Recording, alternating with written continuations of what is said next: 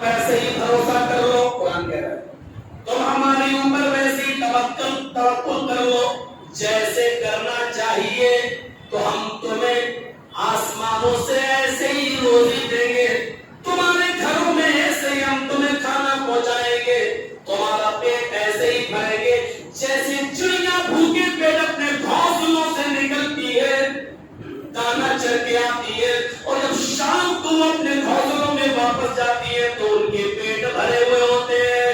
شرط یہ ہے کہ تم ہمارے اوپر توکل کرو، ہمارے اوپر بھروسہ کرو۔ میں بھوکا اٹھاتا ضرور ہوں لیکن کسی کو بھوکا سلاتا نہیں ہوں۔ روزی دینا یہ میرا کام ہے، رزق فراہم کرنا یہ میرا کام ہے، توکل کرنا یہ تمہارا کام ہے۔ ایک سمندر میں ایک مچھلی ہے جس کو ہم وہیل مچھلی بولتے ہیں، 40 ٹن خوراک ہے اس کی، ایک دن میں 40 ٹن گوشت کھاتی ہے وہ۔ 40 کلو کا تو ایک من ہوا، 100 کلو کا تو ایک کنٹل ہوا، 1000 کلو کا ایک ٹن ہوا، 40 ٹن کھاتی ہے وہ ایک دن میں۔ ہمارا رب اس مچھلی کو بھی 40 ٹن روز کھلاتا ہے، اس کو بھی بھوکا نہیں سلاتا ہے۔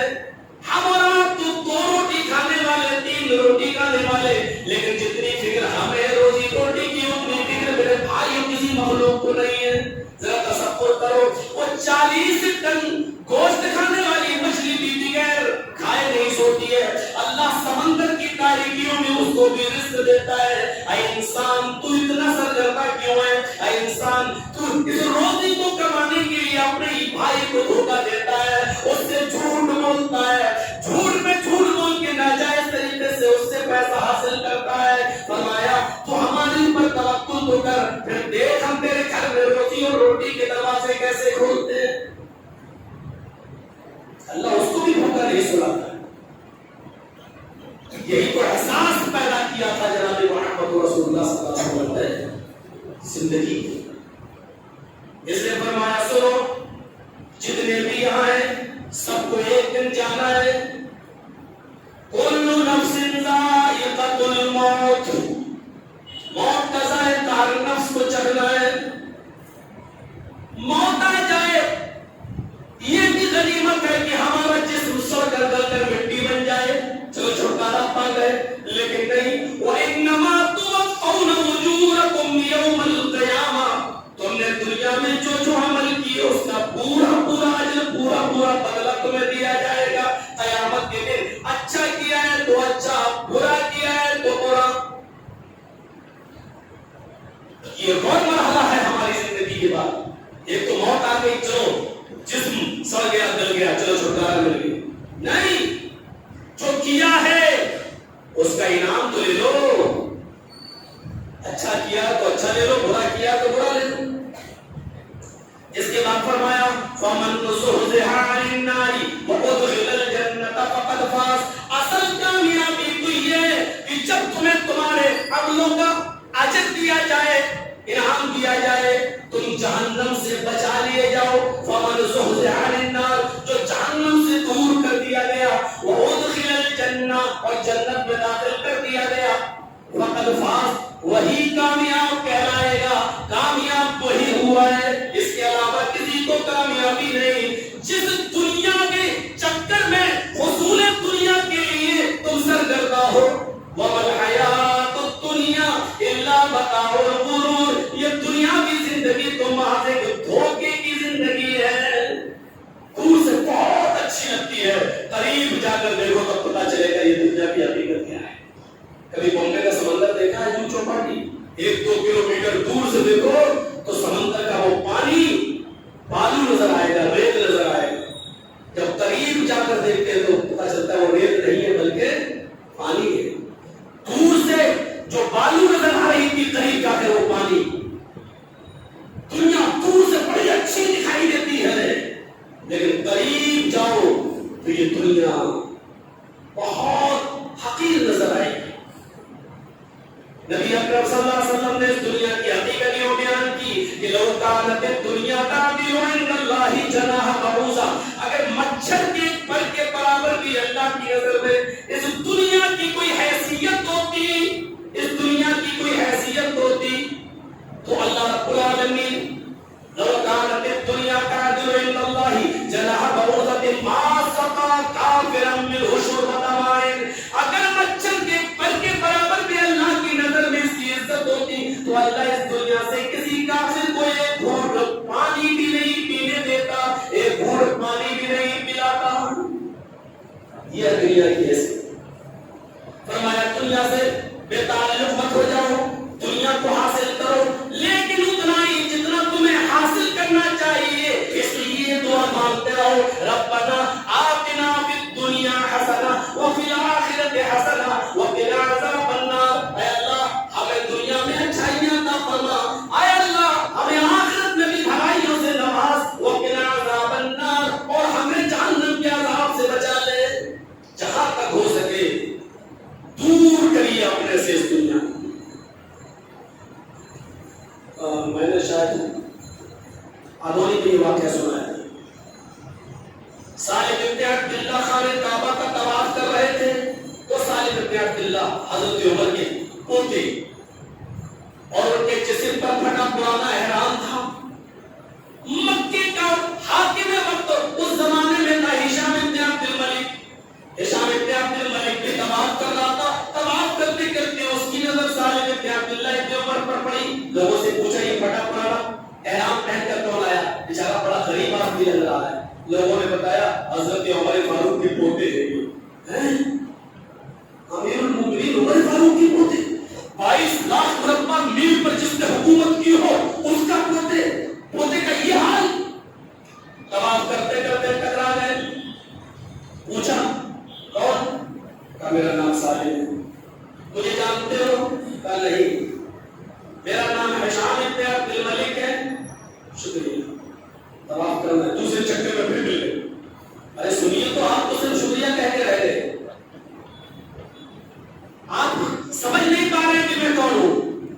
سالم ابن عبداللہ جواب دیتے ہیں یہ اللہ کا گھر ہے، یہاں میں اپنی ضرورت مانگنے آیا ہوں، یہاں آپ بھی اپنی ضرورت کو لے کے آئے ہیں، اس لیے میں جانتا ہوں آپ بھی ضرورت مند، میں بھی ضرورت مند، اس سے زیادہ اور کیا تعارف ہوگا۔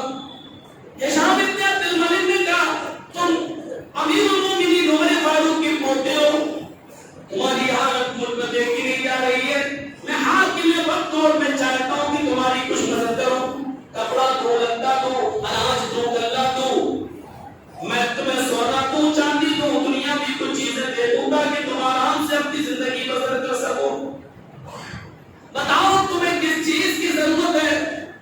سالم ابن عبداللہ کا جواب سنو، انی لاستحی من اللہ ان اسأل فی بیتہ غیرہ۔ آئے ہشام، مجھے شرم آتی ہے اللہ سے اس کے گھر میں ہوتے ہوئے میں کسی غیر کے سامنے اپنا دامن پھیلاؤں۔ سالم ابن عبداللہ کے یہ جواب سن کر ہشام کو برا لگا۔ تھوڑی دیر کے بعد جب ساتوں چکر پورے ہو گئے تو سالم ابن عبداللہ مقام ابراہیم کے پاس جا کر 2 رکعت نماز پڑھنے لگے اور نماز پڑھ کر اپنے دونوں ہاتھوں کو اٹھا کر دعا کرنے لگے۔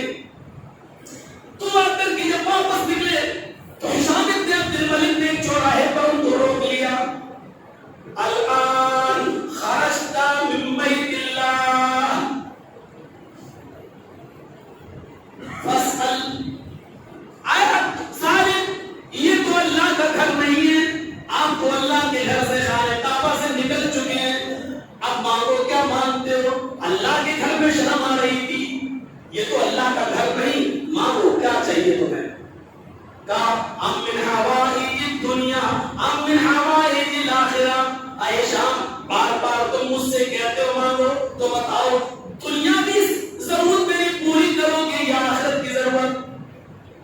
ہشام نے کہا آخرت کی ضرورت تو کوئی کسی کی پوری نہیں کر سکتا۔ تو نبی اکرم نے بھی اپنی بیٹی سے کہہ دیا تھا عمل کر، بغیر عمل کے میں تیرا باپ محمد بھی تجھے اللہ کے عذاب سے نہیں بچا سکتا۔ انی لا اغنی عنک من اللہ شیئا، میں قیامت کے دن تیرے کوئی کام نہیں آؤں گا۔ ہاں میں حاکم ہوں، وہ مجھ سے دنیا بھی کچھ چیزیں مانگنا چاہو تو مانگ لو، سونا چاندی کپڑا لتا اناج غلہ، جو چاہیے میں تمہیں دینے کے لیے تیار ہوں، بتاؤ کیا ضرورت ہے تمہیں؟ کہا ہشام تم نے صحیح سے دیکھا نہیں مجھے کہ میں نے طواف کرنے کے بعد پھر کیا کیا؟ کہ میں نے دیکھا ہے طواف کے بعد آپ نے 2 رکعت نماز پڑھی، نماز کے بعد میں نے کیا کیا؟ نماز کے بعد آپ نے دعا مانگی، شاید تمہیں معلوم نہیں کہ میں نے نماز کے بعد کیا دعا مانگی۔ ہشام نے کہا یہ میں کیا جانوں، تم آہستہ دعا مانگ رہے تھے، یہ تم جانتے ہو، تمہارا رب جانتا ہے، میں کیا جانوں کہ تم نے کیا دعا مانگی؟ کہا سالم نے اے ہشام یہ سچ ہے کہ میں نے اپنے رب سے کیا مانگا یہ اس کے بھائی میرے اور میرے رب کی کوئی نہیں جانتا، لیکن اتنا میں تمہیں بتا دوں تم مجھ سے بار بار کہتے ہو کہ مجھ سے دنیا مانگو، سونا مانگو، چاندی مانگو، کپڑا مانگو، اناج مانگو، یہ ساری چیزیں مانگنے کے لیے کہہ رہے ہو۔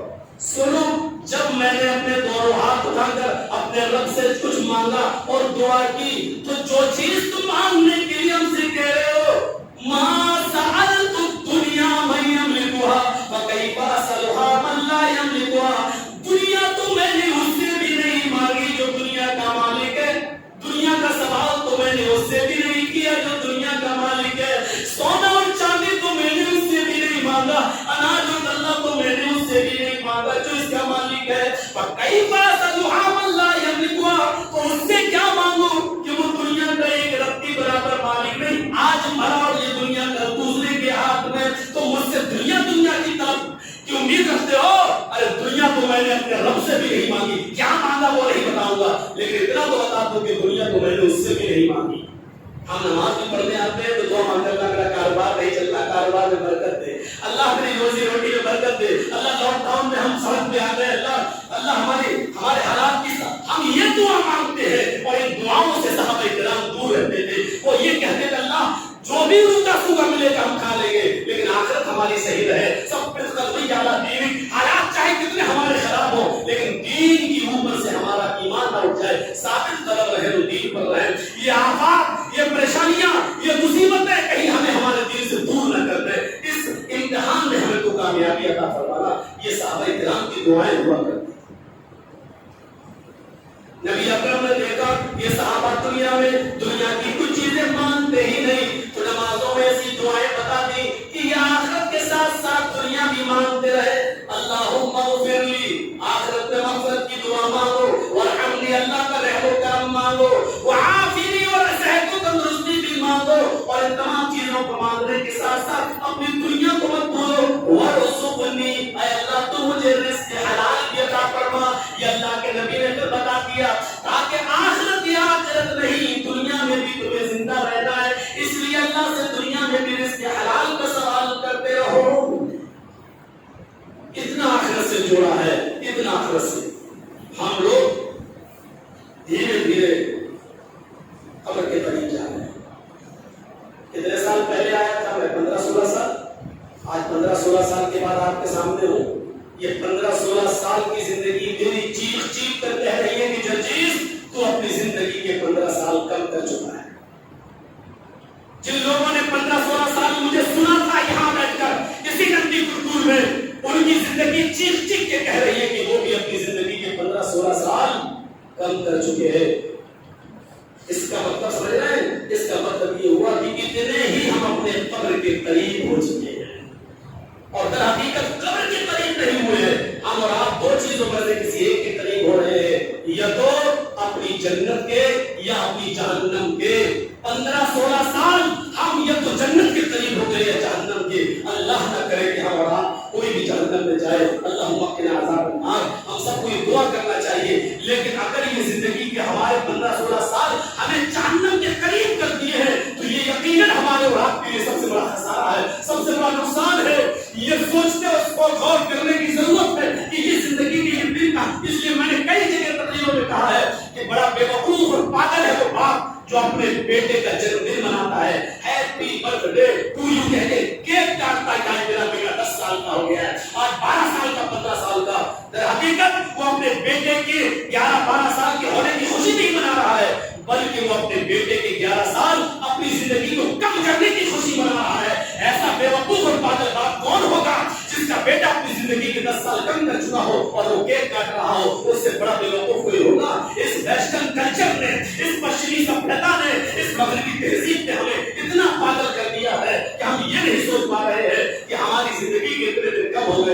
خوشیاں منا رہے ہیں. سوچیے آپ اتنی بھی صلاحیت اس نے کھینچ لیا جب سے. ہمیں سوچنے اور سمجھنے کی صلاحیت پر ڈاکہ ڈالا سب سے پہلے ویسٹرن کلچر ہے.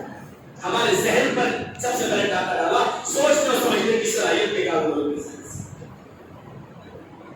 وَمَا الْحَيَاةُ الدُّنْيَا إِلَّا مَتَاعُ الْغُرُورِ. دنیا کی زندگی تو محض دھوکے کی زندگی ہے. یہ کون سی آخرت کی فکر تھی؟ یہ کون سی آخرت، کون سا آخرت کا جذبہ تھا کہ جنگل کے اندر ایک چرواہا بکریاں چرا رہا ہے. حضرت عمر اپنے ساتھیوں کے ساتھ اسی جنگل میں ساتھیوں کو بھوک لگی ہے. حضرت عمر نے کہتے ہیں شاطن ایک بکری مجھے بیچ دو. جنگل کا چرواہا کہتا ہے یہ بکری میری نہیں ہے، میرے مالک کی ہے. حضرت عمر اس کا امتحان لیتے ہیں اور کہتے ہیں تیرے مالک کو تھوڑی معلوم ہے، ہم بکری ذبح کریں گے، اس کی کھال پر خون لگا دیں گے، کھال تجھے دے دیں گے. اپنے مالک سے کہہ دینا جنگل میں بھیڑیے نے بکری پر حملہ کر دیا اور ایک بھیڑیا بکری کو کھا گیا.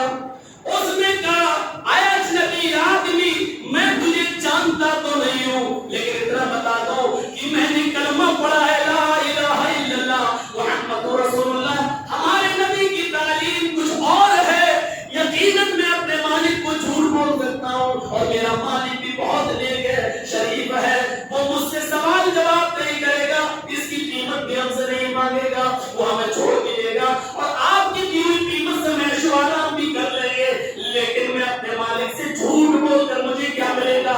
ہم اپنے مالک کو تو جواب دینے میں کامیاب ہو جائیں گے، لیکن قیامت کے دن میں اس مالک کو کیا جواب دوں گا جو میرے مالک کا بھی مالک ہے؟ وہ تو دیکھ رہا ہے. یہ سن کر حضرت عمر فاروق کی آنکھوں میں آنسو آ گئے. جنگل سے نکلے، نہیں بتایا کہ میں کون ہوں، اور دوسرے دن اس کو اس کے مالک کو دربار خلافت میں بلایا. آج اس آدمی نے دیکھا کہ یہ تو وہی آدمی ہے جو کل مجھے جنگل میں ملا، میں نے اس کو بکری نہیں بیچی، آج یہ ہمیں لائن میں کھڑا کر کے کوڑے مارے گا. مالک سے کہنے لگے امیر المومنین یہ تمہارا غلام ہے؟ کہا ہاں یہ میرا غلام ہے. کہا کہ اس کو میرے حوالے کرو، میں اس کو خریدنا چاہتا ہوں. اس نے کہا سوری میں بیچنا نہیں چاہتا ہوں، اس لیے کہ اس سے مجھے بہت فائدے ہیں. حضرت عمر فاروق نے کہا ارے تم کیوں نہیں سمجھتے ہو اس آدمی کی جگہ کسی کی غلامی کرنے کے لیے نہیں ہے، تم اس کی دگنی قیمت لے لو. دگنی قیمت کا نام سنا تو مالے خوش، بیت المال سے اس کی دگنی قیمت دے دی. حضرت عمر نے اس غلام کو خرید لیا اور خریدنے کے بعد آزاد کر دیا اور کہا جاؤ تم آج سے آزاد ہو، اور یہ آزادی تمہیں خوف خدا بندی کی وجہ سے مل رہی ہے. اللہ تبارک و تعالیٰ سے تم جو ڈرتے ہو، جو خوف تمہارے اندر رہا اللہ کا، اس کلمے کی وجہ سے میں تمہیں آزاد کر رہا ہوں. اور اسی طریقے سے اگر تقویٰ تمہاری زندگی میں رہا تو مجھے امید ہے کہ یہی تقویٰ کل قیامت کے دن تمہیں جہنم سے بھی آزاد. ہم سے تو آزادی مل گئی، اپنے مالک سے تو آزادی مل گئی، اب اصلی آزادی جہنم کی آزادی ہے. اگر اسی طریقے سے تقوی پہ چلتے رہے تو یہی کلمہ انشاءاللہ تمہیں جہنم سے بھی آزادی دلائے گا. تو میرے پیارے ساتھیوں یہ کون سا خوف تھا جو عمر فاروق کے سامنے بھی پہاڑ بن کر کھا رہا؟ نہیں، اپنے مالک کو تو میں جواب دے دوں گا، لیکن قیامت کے دن اپنے رب کو کیا جواب دوں گا؟ یہ احساس پیدا کرایا تھا جناب محمد رسول اللہ. ہم اور آپ زندگی کی جس ٹرین پر بیٹھے ہوئے ہیں، جس ٹرین پر بیٹھے ہوئے ہیں، اس کی آخری اسٹیشن قبرستان ہے.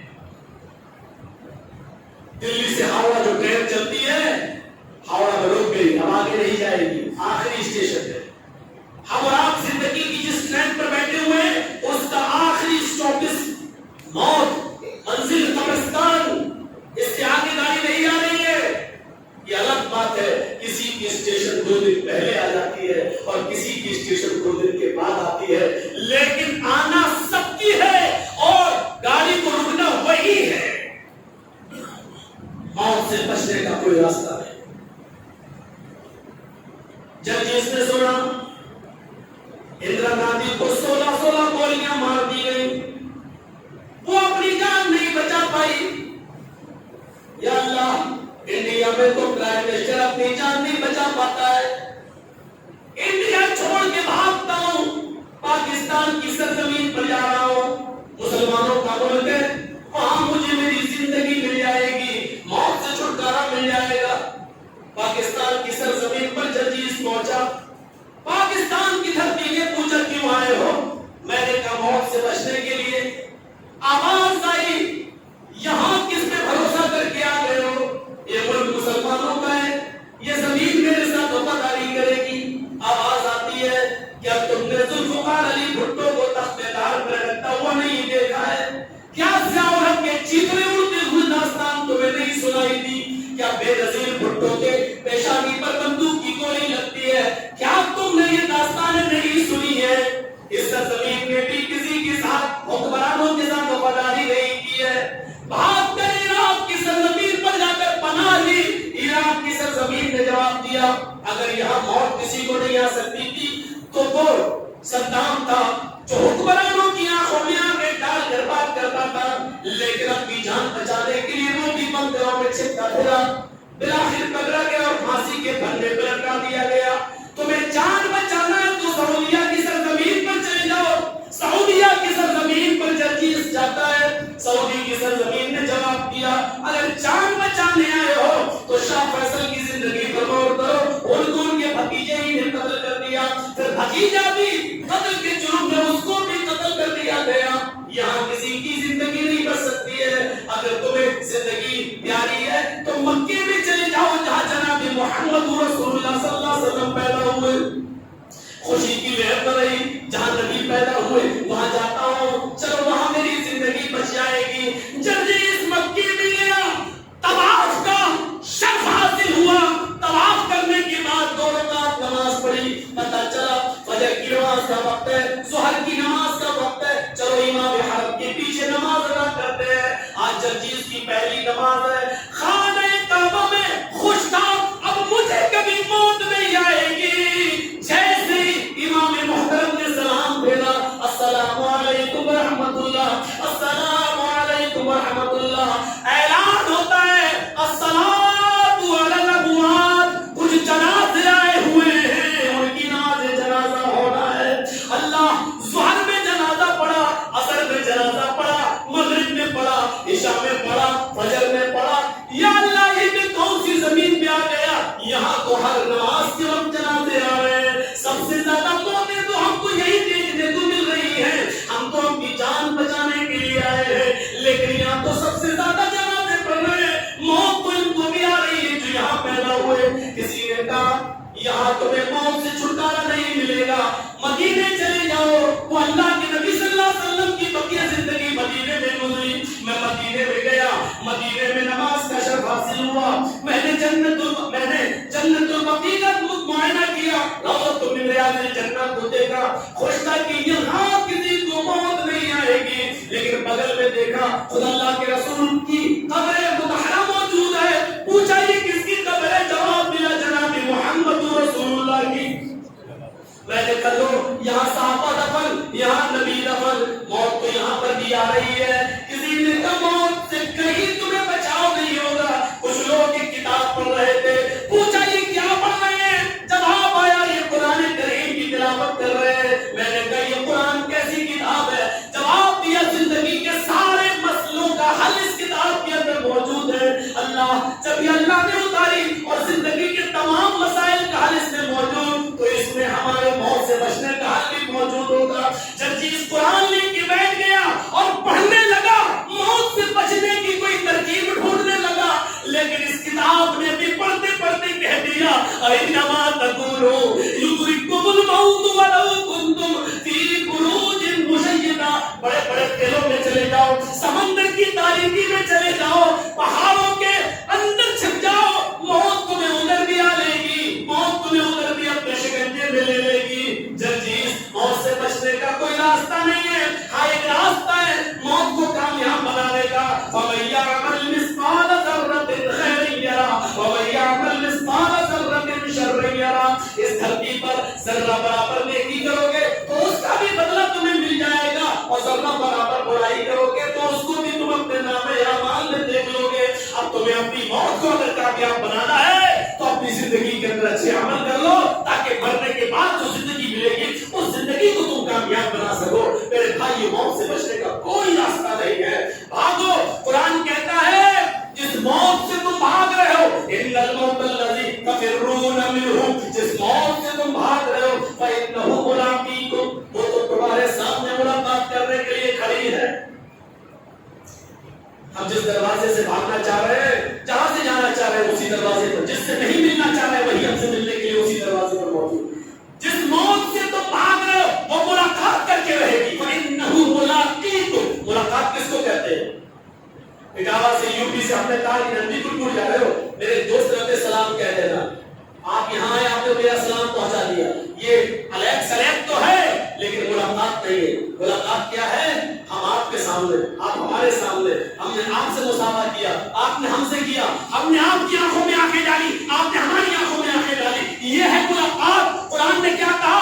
فإنہ ملاقیکم, جس موت سے تم بھاگ رہے ہو وہ ملاقات کرنے کے لیے تمہارے پاس کھڑی ہے. یعنی وہ تمہاری آنکھوں میں آنکھیں ڈال کر رہے گی, تم سے مسافہ کر کے رہے گی, تم سے چپک کر رہے گی. اس سے تم اپنی نظریں چھپا نہیں سکتے ہو, اپنی نظروں کو ہٹا نہیں سکتے ہو, وہ تم سے ملاقات کر کے رہے گی.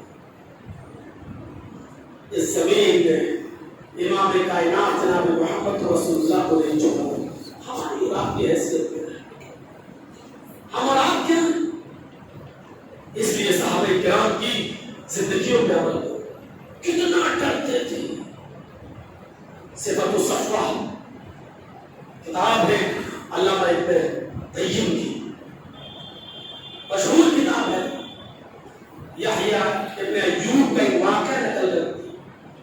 کہتے ہیں کہ وہ خراسان کے رہنے والے تھے اور خراسان کا جو مین گیٹ تھا اس گیٹ کے بعد ایک قبرستان دکھائی دیتا تھا.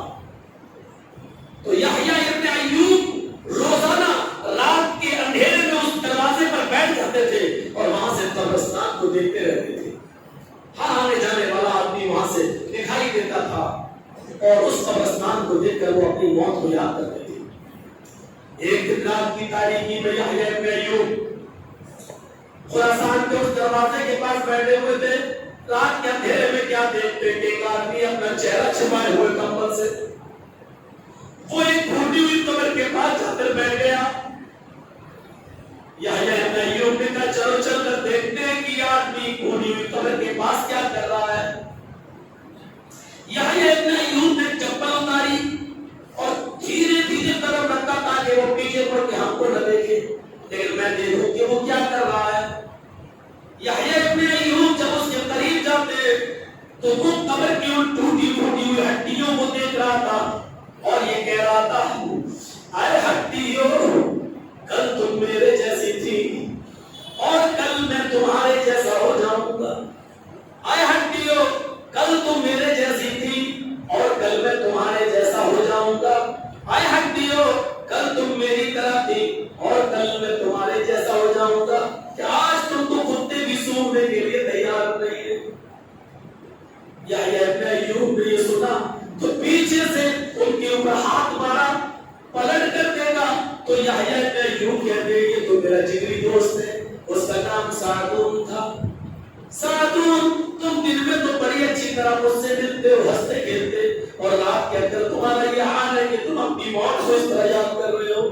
حضرت سعدون نے کہا اے یحییٰ, کل ہمارے نام اعمال ہمارے ہاتھ میں لے دی جائے, اس دن رونے سے بہتر ہے کہ آج ان مردوں کی حالت پر ہم رو لیں اور اپنے گناہوں کو معاف کر لیں, اللہ تعالیٰ کے سامنے گڑگڑا لیں. اس دن ہمارا کیا ہوگا؟ وَإِذَا الصُّحُفُ نُشِرَتْ, جب ہمارے صحیفے کھول کر ہمارے ہاتھوں میں دے دیے جائیں گے. اگر ہماری نیکیاں کم رہی اور ہمارے گناہوں کا پردہ جھک گیا تو اس دن پچھتانے سے کوئی فائدہ نہیں ہوگا, آج ہم رو لیں. یحییٰ ابن ایوب نے یہ سنا تو اتنا روئے کہ روتے روتے بے ہوش ہو گئے. حضرت سعدون یحییٰ کے پاس بیٹھ کر ان کے چہرے کو سہلاتے رہے اور پانی کے چھینٹے مارتے گئے. جب یحییٰ ابن ایوب کو ہوش آتا ہے تو حضرت سعدون نے کہا یحییٰ تجھے ہوش کیوں آ گیا, تو مر کیوں نہیں گیا؟ اگر آج تو خوف خدا سے مر جاتا تو یہ تیرے لیے سب سے بہتر ہوتا. آج اگر تیری روح نکل جاتی تو یہ تیرے لیے صرف مبارک موت کوئی نہیں ہوتی, کیونکہ اللہ کے خوف سے تیری موت ملی ہے. تو اٹھ کیوں گیا؟ تجھے ہوش کیسے آ گیا؟ جب تو اللہ کا خوف عذاب قبر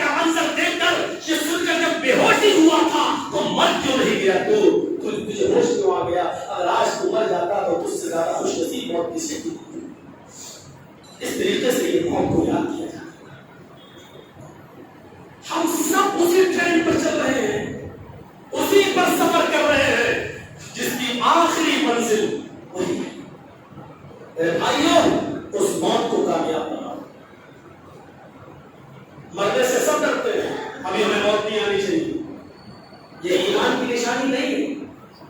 ایمان کی نشانی یہ ہے کہ مومن جب یہ دیکھے کہ ہماری موت ہم سے قریب ہو گئی ہے, اب ہم جلدی اللہ کو پیارے ہونے والے, اگر موت کو قریب دیکھتا ہے تو اس کے چہرے پر خوشی کے آثار نمودار ہوتے ہیں, تو سمجھو کہ وہ مومن ہے. اور کون ہے ایسا؟ بڑے سے بڑا نمازی اور تہجد گزار بھی ایسا نہیں ہوتا جو چاہے گا کہ میں کل ہی مر جاؤں. یہ تو چاہتا ہے کہ میری موت اچھی ہو, لیکن یہ کوئی نہیں چاہتا. حضرت فاطمہ رضی اللہ تعالیٰ عنہ کے اس واقعے سے عبرت حاصل کیجئے. جب اللہ کے نبی صلی اللہ علیہ وسلم کو بیمار دیکھتی ہے اور آخری حالت میں دیکھتی ہے تو چیخ اٹھتی ہے, ہائے میرے ابو کی تکلیف. جب ابو نے محمد رسول اللہ نے اپنی بیٹی کو روتے ہوئے دیکھا تو کہا, بیٹی غم نہ کرو, کیوں پریشان ہوتی ہو, آج کے بعد تمہارے ماں کو کبھی اتنی تکلیف نہیں ہوگی. اللہ کے نبی نے اپنی بیٹی فاطمہ کے کانوں میں کہا, بیٹی تمہیں غم کرنے کی ضرورت نہیں ہے, اللہ تعالیٰ نے تمہیں جنت کی تمام عورتوں کا سردار بنا دیا ہے.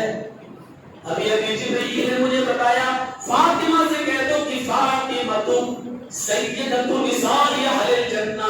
اللہ نے فاطمہ کو جنت کی تمام عورتوں کا سردار بنا دیا. فاطمہ کے چہرے پر تھوڑی سی مسکراہٹ آتی ہے, چلو میں جنت کی عورتوں کی سردار ہوں, لیکن پھر اپنے ابو کی فکر کرنے لگتی ہیں. تو اللہ کے رسول نے ان کے کان میں ایک اور جملہ کہا, بیٹی غم نہ کرو, میرے پیچھے پیچھے تم آ رہی ہو, اور مجھ سے میرے خاندان میں میرے اہل بیت میں سب سے پہلے اگر کوئی مجھ سے ملے گا تو تم ملو گی, تم مجھ سے ملو گی. یعنی میرے خاندان میں میرے پاس سب سے پہلے میرے پاس جس کا انتقال ہوگا وہ تم ہوگی. جب حضرت فاطمہ نے سنا کہ میرے ابو کے بعد خاندان میں سب سے پہلے میں اپنے ابو سے ملوں گی, تو حضرت فاطمہ کے چہرے پر خوشی کے آثار آ گئے, مسکرانے لگی. موت کی خبر سنتی ہے تو ان کے چہرے پر مسکراہٹ آ جاتی ہے.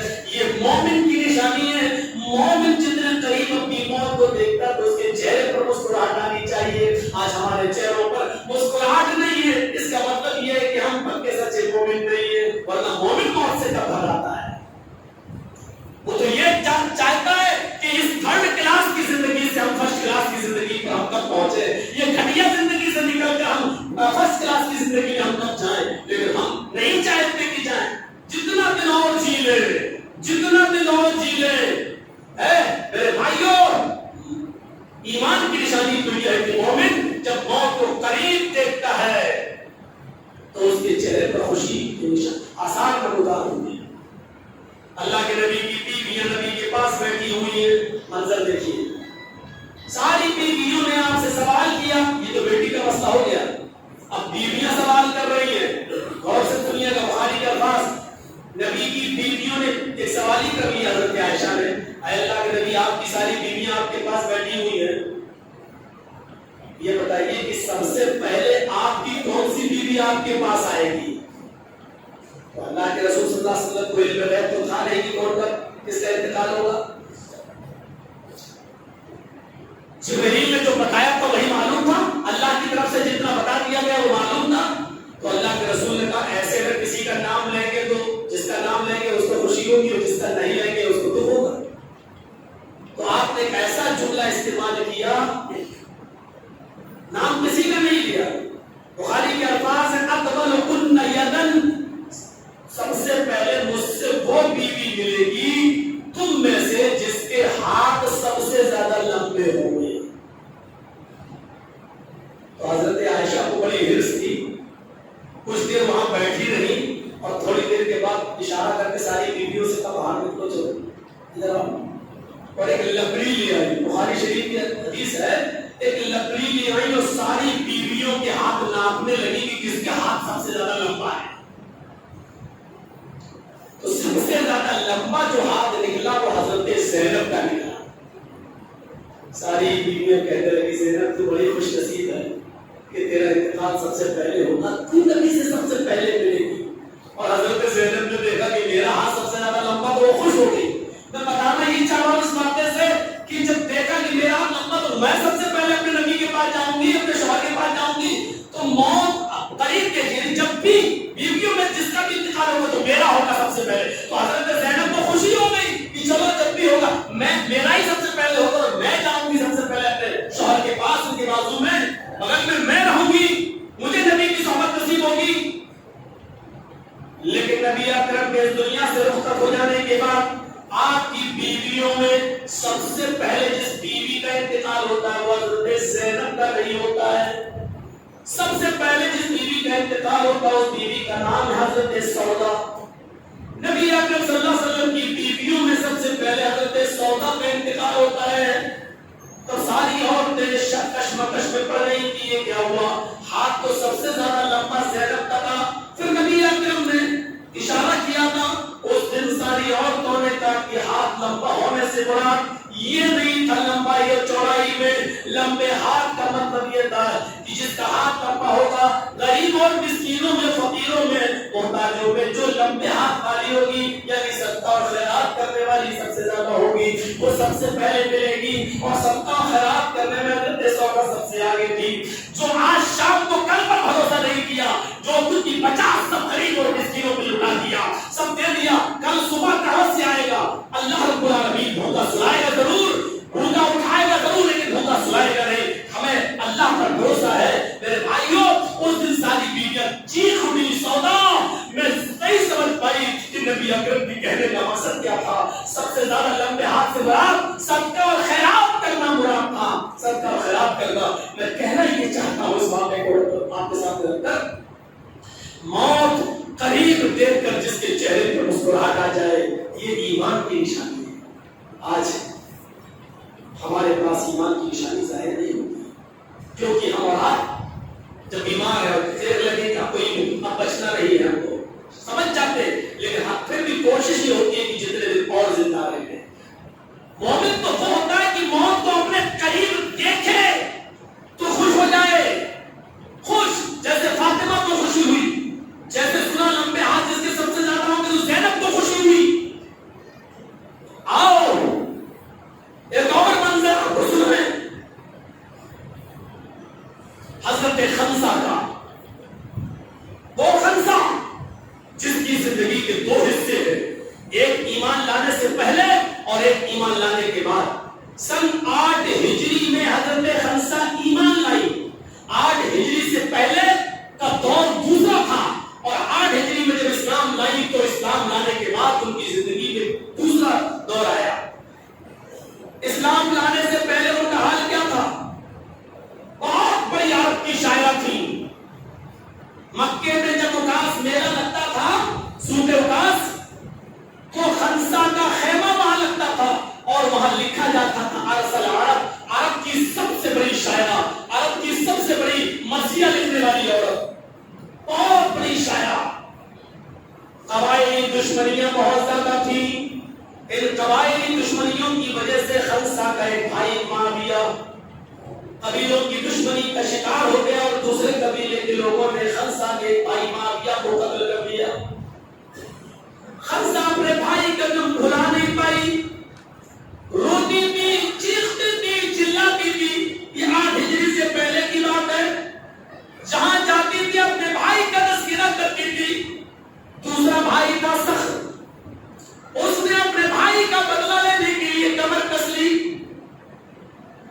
لیکن کبھی کبھی جذبات میں میں اپنے بھائی کا بدلہ لے کے رہوں گا، عام ہو جاتی ہے یہ بات۔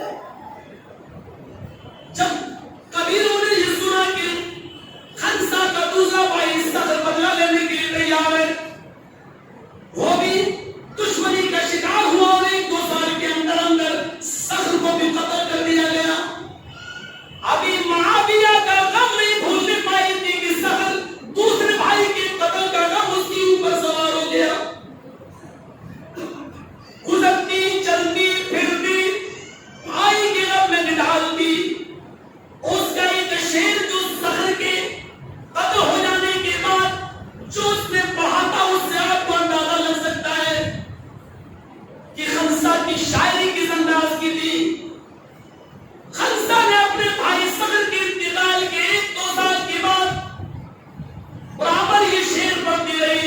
اور اس دن بھی اس نے یہ شعر پڑھا تھا یذکرنی طلوع الشمس سحرا واذکرہ لکل غروب شمس.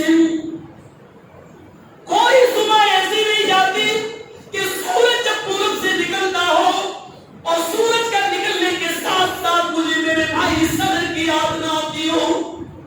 وَأَذْكُرُهُ لِكُلِّ غُرُوبِ شَمْسٍ. اور کوئی رات ایسی نہیں آتی کہ سورج ڈوبتا ہو اور مجھے میرے بھائی سحر کو یاد نہ دلاتا ہو. آئے سورج تو کیوں نکلتا ہے؟ مت نکلا کر. جب تو نکلتا ہے تو مجھے میرے بھائی سحر کی یاد آ جاتی ہے. آئے رات تو کیوں آتی ہے؟ جب بھی میں بستر پہ سونے جاتی ہوں تو مجھے میرے بھائی سحر کی یاد آتی ہے. دیکھ رہے ہیں نا سحر اور ماویہ کو بھول نہیں پا رہی ہے. کیسی یہ زمانے جاہلیت کی زندگی ہے. اسلام لانے سے پہلے اپنے بھائی کو نہیں بھول پا رہی ہے اور کہہ رہی ہے آئے دن تو کیوں نکلتا ہے, کیوں آتا ہے مجھے میرے بھائی کی یاد دلانے, آئے رات تو کیوں آتی ہے مجھے میرے بھائی کی یاد دلانے. لیکن خنسا کی زندگی میں انقلاب آتا ہے. سن 8 ہجری کے بعد 16 ہجری میں جب جنگ قادسیہ ہوئی اور حضرت عمر فاروق کی فوج جب جنگ کے اندر شامل ہوئی تو خنسا نے اپنے چاروں بیٹوں سے کہا اے میرے بیٹوں آج تم جنگ قادسیہ میں جا رہے ہو, ایک بات سن لو, قسم اس رب کی عزت و جلال کی جس کے قبضے میں میری جان ہے, جس طرح تمہاری ماں ایک ہے اسی طریقے سے تمہارا باپ بھی ایک ہے. اللہ کی قسم اے میرے بیٹوں تمہاری ماں نے تمہارے باپ کی امانت پہ خیال نہیں کی ہے. آئے میرے بیٹو میدان جنگ کی آگ بھڑکنے لگے, جتنی تیز بھڑکے اتنا ہی سینہ تان کر تو اس جنگ میں آگے بڑھنا. میں اس دنیا میں نہیں جنت کے دروازے پر تمہارا انتظار کرنا چاہتی ہوں. خنسا کے چاروں بیٹے ایک ایک کر کے میدان جنگ میں گئے اور جنگ قادسیہ کے اندر ایک ایک کر کے خنسا کے چاروں بیٹے شہید کر دیے گئے. خنسا کو گھر میں بیٹھی ہوئی مصلی پر نماز پڑھ رہی ہے. جنگ قادسیہ میں ایک سپاہی آتا اور کہتا ہے خنسا تیرے چاروں بیٹے میدان جنگ میں شہید کر دیے گئے. یہ وہی خنسا ہے جو کل تک اپنے بھائی سحر کو یاد کر رہی تھی کہ سورج تو کیوں نکلتا ہے, اے رات تو کیوں آتی ہے. یہ زمانے جاہلیت کی بات تھی جب وہ موت کو اتنا امپورٹنٹ اہمیت دے رہی تھی. لیکن آج چاروں بیٹوں کی شہادت کی خبر سننے کے بعد چہرے پہ مسکراہٹ آتی ہے. کیا تم صحیح کہہ رہے ہو؟ ہاں میرے چاروں بیٹے میدان جنگ میں شہید ہو گئے. ہاں بیٹی کی مصلی پر کھڑی ہو جاتی ہے, نظریں آسمان پہ ڈال کے کہتی ہے الحمدللہ الذی شرفنی بقتلہم. تمام تعریفیں اس اللہ کے لیے جس نے مجھے میرے بیٹوں کی شہادت سے مشرف فرمایا ہے, جس نے مجھے میرے بیٹوں کی شہادت سے مشرف کیا, باعزت کیا ہے. میرے بھائیوں کل تک جو یہ کہتی تھی یذکرنی طلوع الشمس سحرا, آج اپنے بیٹوں کے انتقال پر کہہ رہی ہے شرفنی بقتلہم. تمام تعریفیں اس اللہ کے لیے جس نے مجھے میرے بیٹوں کی شہادت سے مستفیض فرمایا ہے. اے اللہ میں نے بھی بہت کچھ کھویا ہے, جب یہ میرے چاروں بیٹے جنت میں جائیں تو ان کی ماں کو مت بھول جانا. اے اللہ ان بیٹوں کے ساتھ اس کی ماں کو بھی جنت عطا فرما دینا. میں بتانا یہ چاہتا ہوں کہ موت مومن کی نظر میں کیا ہوتی ہے. کل تک جو اپنے بھائی کی موت کو نہیں بھلا پا رہی تھی, لیکن ایمان لانے کے بعد وہ اپنے بیٹوں کی شہادت پر خوشی کا اظہار کر رہی ہے. تو مومن کو ہوتا ہے جو موت کو اپنی آنکھوں سے قریب دیکھتا ہے تو اس کے چہرے پر خوشی ہوتی ہے. میرے بھائیوں اگر ہمیں موت سے قریب اپنے آپ کو دیکھیں اور ہم خوش ہوں کہ نہیں اللہ سے ملاقات کا وقت ہے, تو سمجھ لو کہ آپ رب آپ سے راضی ہے اور ضرور ہمارے اندر ایمان جا رہا ہے. لیکن ہم موت سے اگر ڈرے ہوئے, میں یہ نہیں کہہ رہا ہوں کہ موت جلدی مانگو, اللہ تعالیٰ ہمیں موت دے دے, اللہ جلدی موت جلدی نہیں مانگ سکتے ہو. لیکن یہ کہ موت ہمارے قریب ہو رہے, ہم خطرناک بیماری میں مبتلا ہے اور ہمیں معلوم ہے کہ ہم نہیں بچ پائیں گے, تو جب قریب موت ہم دیکھتے ہیں تو ہمیں خوشی ہونی چاہیے. اگر خوشی ہو رہی ہے تو ہم مومن ہیں, اور اگر خوشی نہیں ہو رہی ہے تو اس کا مطلب یہ کہ کہیں جو ہمارے اندر چھپا ہے ہمیں توبہ کرنا چاہیے. اپنے گناہوں سے اور اپنی زندگی میں ہونے والے تمام خرافات جو ہم نے کی ہے ان خرافاتوں سے اور توبہ کرنا چاہیے اور یہ دعا مانگنا چاہیے کہ اللہ جب تک ہم زندہ زندہ رہے اسلام کو زندہ رکھنا، اور جب ہمارا خاتمہ ہو تو ایمان کا ہمارا خاتمہ فرمانا۔ میرے بھائیوں 3 سے زیادہ ہو گیا ہے، شام کا بھی ایک پروگرام ہے، تو یہ فکر آخرت سے جڑا ہوا تھوڑا سا ہلکا سا روشنی تھی جو میں نے آپ کے سامنے ڈالی ہے۔ مجھے امید ہے کہ انشاءاللہ یہ خطاب ہمارا ہماری زندگیوں میں ایک انقلاب پیدا کرے گا، اور موت سے ہم موت مرنے کے بعد کے لیے ہم تیاری کریں گے۔ ہم اللہ سے دعا کرتے ہیں کہ ہمارے اللہ تو ہماری خطاؤں کو معاف فرما دے، ہمارے گناہوں کو بخش دے۔ اللہ موت کو اپنے قریب دیکھ کر اللہ ہمیں خوشی ہونے لگے، ایسا ہمارا عمل ہم ہمارے لیے بنا دے، اور ہمیں ایسے عمل کرنے کی توفیق عطا فرما۔ ہمارے اللہ جب تک تو ہمیں زندہ رکھ، اسلام کو زندہ رکھنا، اور جب ہمارا خاتمہ ہو تو ایمان پر ہمارا خاتمہ فرمانا۔ وما علیک الا البلاغ المبین، وآخر دعوانا ان الحمد للہ رب العالمین۔ السلام علیکم ورحمۃ اللہ وبرکاتہ۔